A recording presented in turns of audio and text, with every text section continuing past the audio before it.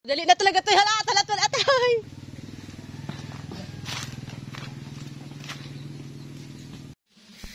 Hello mga plantita. Good morning po. Good day po sa inyong lahat. At ayan, bago ako mag-umpisa ng trabaho, binagunas ko muna ang sadiri ko.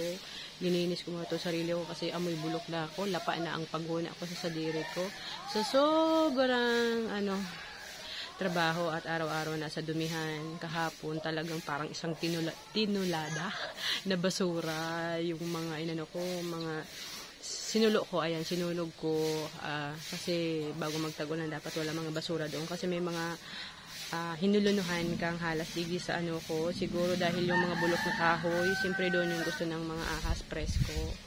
Kaya yun talaga yung ganito, as in sobrang general cleaning dito sa labas, pagpuputol ng mga kahoy. Hindi naman po lahat ng kahoy pinutol, yung tama lang kasi talagang hindi na rin maganda, crowded na. Pero ayan, bago po ako magpatuloy at ipakita sa inyo yung updates dito sa garden kasi halos wala pang kaayusan, ay welcome back po ulit muna dito sa aking munting channel, hindi na Grandpa Channel. Ako po si Joy, ang inyong certified plantita, at parang paubos na yung lakas ko. Ayan mga plantita, bali ngayon ay May 31 at kahapon hindi natapos dahil po sa talagang hindi kayang tapusin kahit tumutulong na ako. Natapos ko nga anuhin tong kubo. Yung magiba is 6:30. Ngayon ay madilim-dilim na. May nakita kasi ako ditong tawag nito. Ito yung inanuhan ng ahas. Yan, hinilunuhan. Ano nga naapod ka nito? Hinilinuhan? Makabilot baga, ano? Ayan po yung hinilunuhan. Ayan po yung hinilunuhan. Ayan, basta yun na po yung ganito po. Ayan. Kagabi po, habang dumadaan ako dito, ako nung mga kahoy. Ay, natakot po ako kaya bigla akong pumasok. Ito pa po yung isang rason bakit gusto ko pong lumiwanag po dito sa aking bakuran. Kasi sa sobrang na pong crowded at sa sobrang dilim na ng kapaligiran dahil po sa mga kahoy ay, ayan, may mga ganong mga nilalang na dito sa aking bakuran. At ayan, kay Ma'am Belma, ayan, naintindihan ko naman si Ma'am Belma kasi unang-una ay, siyempre tayo ay nature lover, talaga nga pong kaya nga po humantong na po sa ganito kalalaki, kakatabi-tabi yung mga kahoy dahil po sa gusto natin ay parang nature ang vibe, yung parang mini forest, pero parang hindi na po siya ganong kaganda. Kasi ayan, tingnan nyo nga po yung nangyari, may mga hinilunuhan na kang halas. Hinilunuhan kang ahas. Ayan. Saka ito yan po, sobrang close, sobrang tabi. Itong santol ay napakataas na po masyado. Ayan. Meron akong cotton buds po dito sa kamay ko kasi, ayan, naligo ako kasi amoy bulok na ako eh. Lapa na ang parong ko sa sobra pong pagod talaga. Kagabi nga ay, ayan, naghilamos ako 12 na. Kasi sobra akong pagod talaga. Ang dumi talaga ng kamay ko sa kakaano ng mga basura.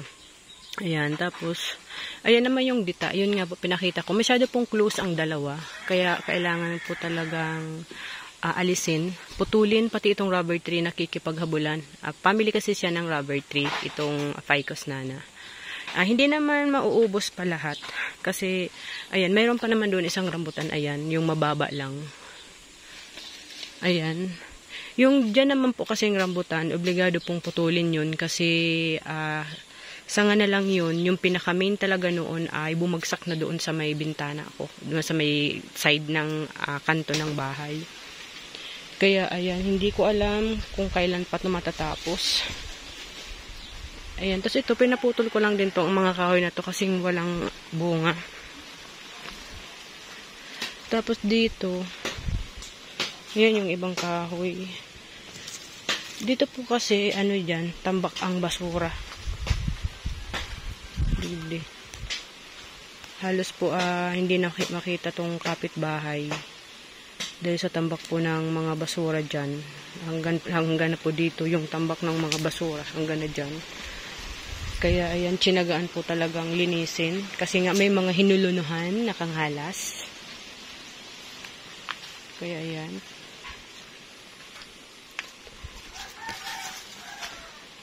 Kaya sobra pong dami kong trabaho talaga. Halos hindi na tayo nakakatulog sa trabaho. Parang ano na ito, almost 2 weeks na. Magti 3 weeks na ngayong darating naman na Huwebes. Biyernes na ngayon. Tapos ayan, para mababa lang yung kahoy, para hindi na sila nagsisiksikan dyan. At eto, malinis ito. Itabi-tabi ko yung ibang plants. Itabi, alisin na yan dyan. Alisin yung iba. At maitabi dito kung ano ang dapat itabi. At ayan.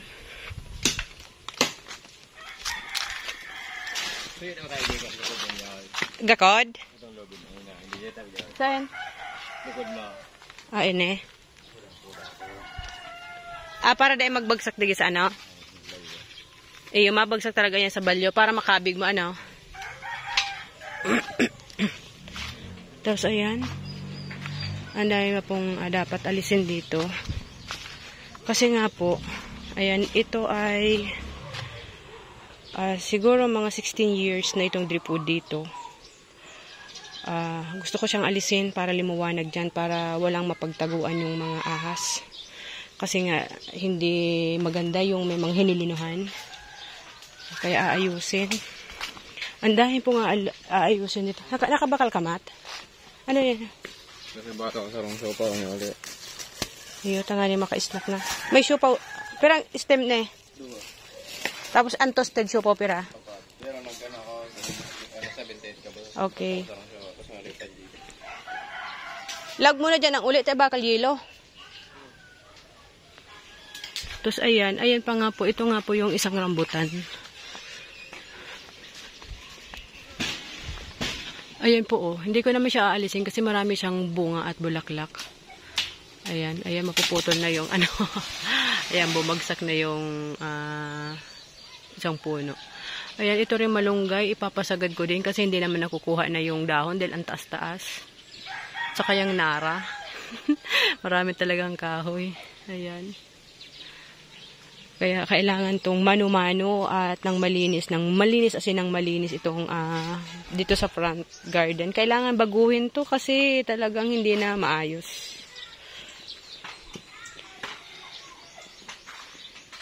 Ayan, kukuha po muna ako ng soft drinks sa tindahan at ng maka-snack na si Mitoy at alas 9 na.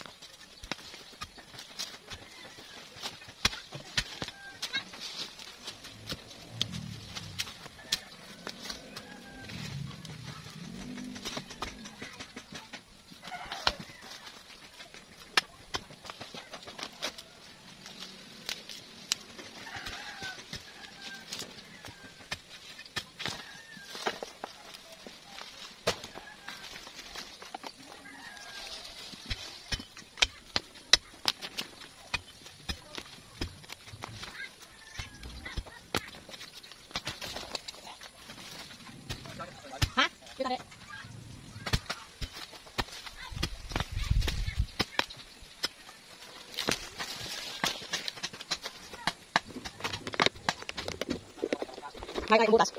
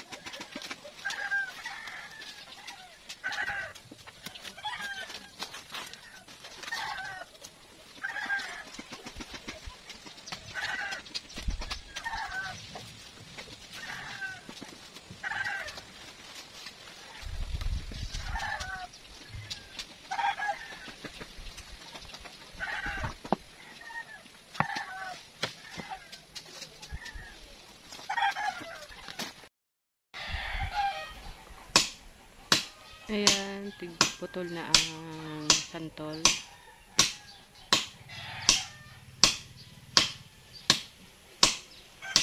May heat stroke na kami kang init digdi. Nagluwag na.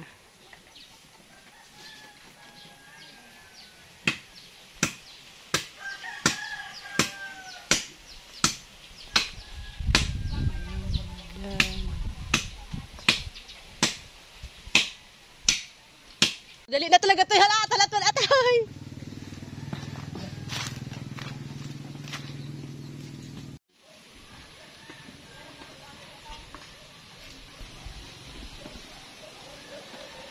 Pig ni reviews ko. Baka makaabot ang dig dito. Pig ni reviews ko to.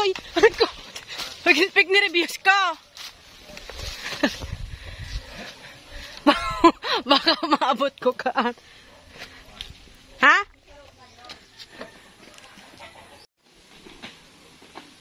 Dahil pa toy. Ayun na, madali naan. Pero dahil naman kung maabot ka ang digday.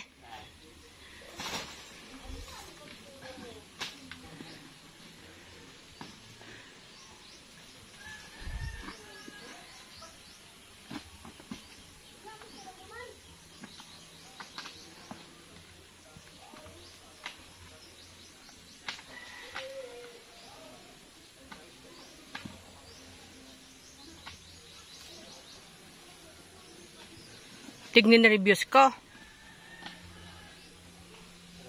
Matagas pa baga?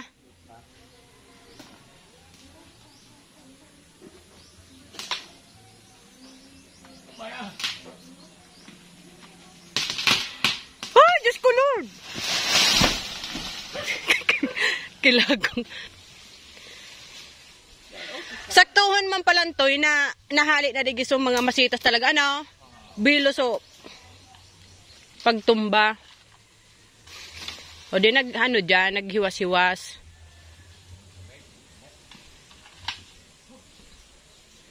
Di iguana. Iyo may ali pasinso ko nga ne. Eto po. Medyo naalis-alis na yung mga konting dahon na talaga pong napakarami pong mga tuyong dahon na sumiksik sa bahagi po na yan. Na halos din magdadalawang taon mahigit na hindi ko naaalisan ng dahon kasi nga po ilang hilira din po yung kruto na nakapat dyan. At yung kakao talaga, yung mga dahon nun, yun yung mga nakadumi masyado. At ayan naman yung sa dulo at ayan yung mga sagilala kruto na nagiging na siyang leggy. Mataas siya pero kulang yung mga sanga. Kaya ayan, inuna ko po muna ang malinisan dito dyan sa bahagi po na yan. Kasi ngayon ay wala naman ang mga kahoy kaya wala na pong malalaglag pa na mga dahon po dyan sa may boundary namin ng kapitbahay ko. Ayan, bali din yung kakao ng kapitbahay ko ay pinaputo niya na din. Kasi para daw hindi rin doon siya magwawalis-walis kahit wala nga pong bahay dyan sa may kapitbahay ko na lote. Wala dyan bahay. Pero ayaw niya po talaga na may mga kahoy. Kaya sabi niya, mabuti na isipan mong ipaalis yung mga kahoy mo kasi yung dumi nga po, hindi lang napupunta dito sa akin yung dumi, pati rin sa kanila.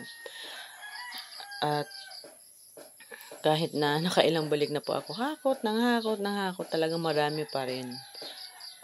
Bali, huminto na ako 6:30. Pero hindi ko pa rin po natapos.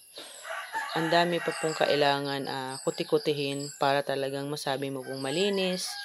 Yung mga tuyong dahon pang nakasiksik sa pagitan ng mga paso, sa ibabaw ng paso na kailangan linisin. At maliban po doon ay kung paano yung tamang gawin para maayos ng proper yung mga plants na talagang naka-organize. Pero ayan muna mga plantita yung updates ko sa inyo at hindi pa rin talaga matapos-tapos yung trabaho ko. Thank you so much po sa lahat ng aking mga subscriber na nadagdag, sa mga nanonood. Thank you po sa mga nagko-comment din, sa nagla-like at nag-share. Thank you po sa inyong suporta. Thank you po sa lahat and God bless you all po.